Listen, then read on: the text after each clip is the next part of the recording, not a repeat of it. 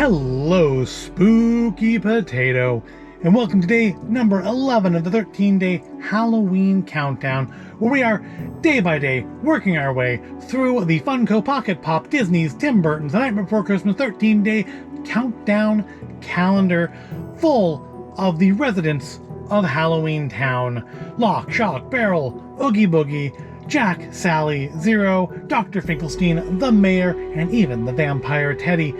I have no idea who these last three are going to be, so let's not delay the suspense. No, prolong the suspense. Let's not delay the resolution to the suspense by opening up day number 11, which I knocked in a few days ago, and it's probably gonna. There we go. Nope, it came out.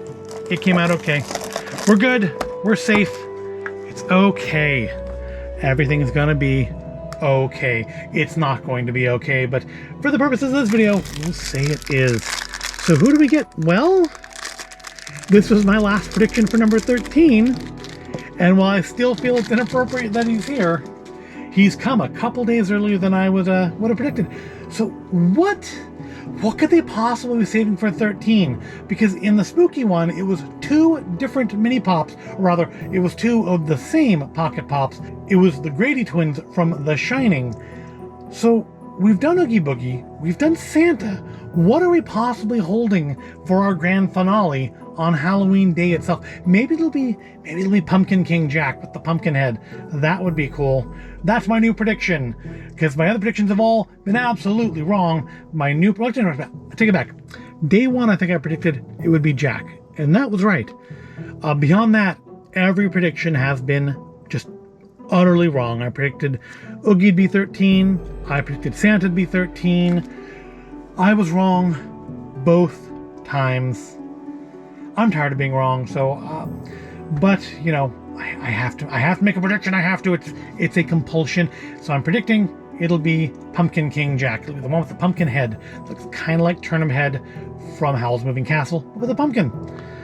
Let's look at Santa here. He looks like perhaps he fell into a urinal. It's very yellow hair. See, I get that, you know, they've been doing all the white things as yellow this whole time, but on Santa, I like the sculpt, but on the yellow doesn't so much work. But I do like the sculpt. I like that he's got a good, sturdy, firm, wide base. That has been my biggest complaint throughout these last couple of weeks, is that these guys do not want to stand up. And of course, I move them every day to, if nothing else, set up the thumbnail shot that you saw at the beginning of this video when you selected it off the menu, but of course it doesn't appear anywhere in the actual video. But yeah, that's been a pain. It's been the biggest pain of this. But Santa's not going to be a pain, because Santa's got the widest base, most sturdiest base of all. I mean, yeah, Vampire Teddy has that cape, and Zero, quite nice. But Santa is a stable, solid fella, and I appreciate him for it. Can we read any names on the list? No, there's no printing on the list. You know, sometimes they like to put printing on the lists so that you can see names that are either characters or little inside jokes, presumably, because it's probably names of people at Funko.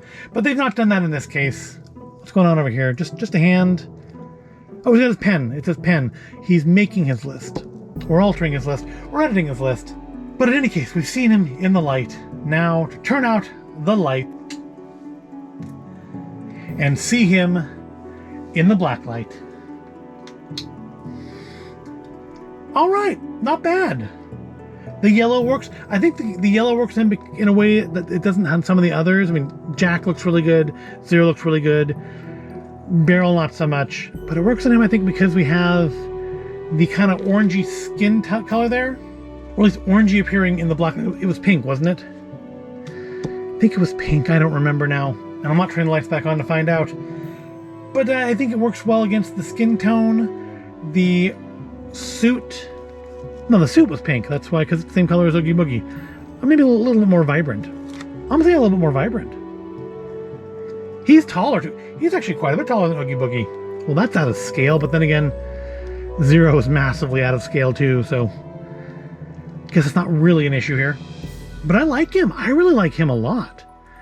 As much as I don't think he should be in a Halloween calendar, and yes, as I've said in earlier parts of this series, it doesn't say Halloween anywhere on this calendar, but I feel like this is meant to be a Halloween calendar. It came out at the end of September, just in time for October. It's meant to be a Halloween calendar.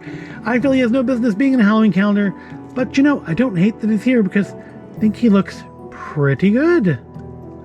I like him. I'm impressed with him. Is he better than Zero? I'm going to say no, just because I don't think it's necessarily appropriate that Santa's here. But he does look mighty fine. He's definitely in running for like top 3. He may not be number 1, but I feel like he's probably going to place in the top 3, unless 12 or 13 are mighty, mighty impressive. And there's only one way to find it if they are, and that's to come back tomorrow for part 12.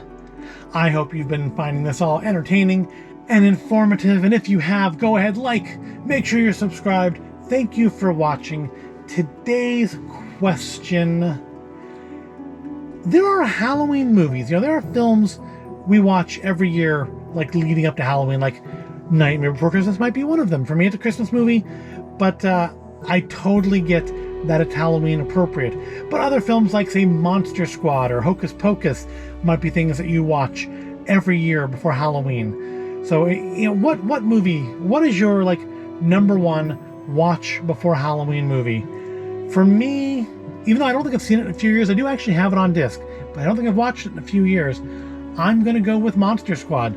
It's a classic, featuring classic characters, very much in the vein of the films of my youth, things like Goonies. It's like Goonies with Universal monsters.